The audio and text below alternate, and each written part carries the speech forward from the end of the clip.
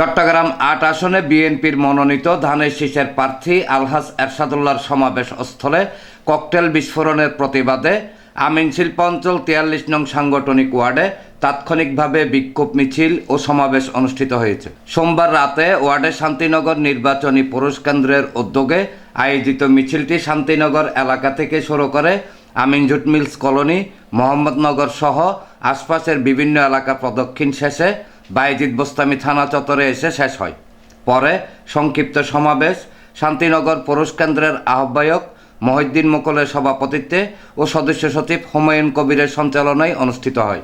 সমাবেশে চট্টগ্রাম মহানগর বিএনপির সাবেক সহশ্রম বিষয়ক সম্পাদক মোহাম্মদ আবু মুসা, ওয়ার্ড বিএনপির সাবেক সভাপতি ও নির্বাচন পরিচালনা কমিটির আহ্বায়ক অ্যাডভোকেট এফ.এ. সেলিম, পুরুষ কেন্দ্রের সিনিয়র যুগ্ম আহ্বায়ক আবুল বশর, যুগ্ম আহ্বায়ক মোহাম্মদ হালিম, মহিলা কেন্দ্রের যুগ্ম আহ্বায়ক সৈয়দ বাচ্চা সহ আরও অনেকে বক্তব্য রাখেন।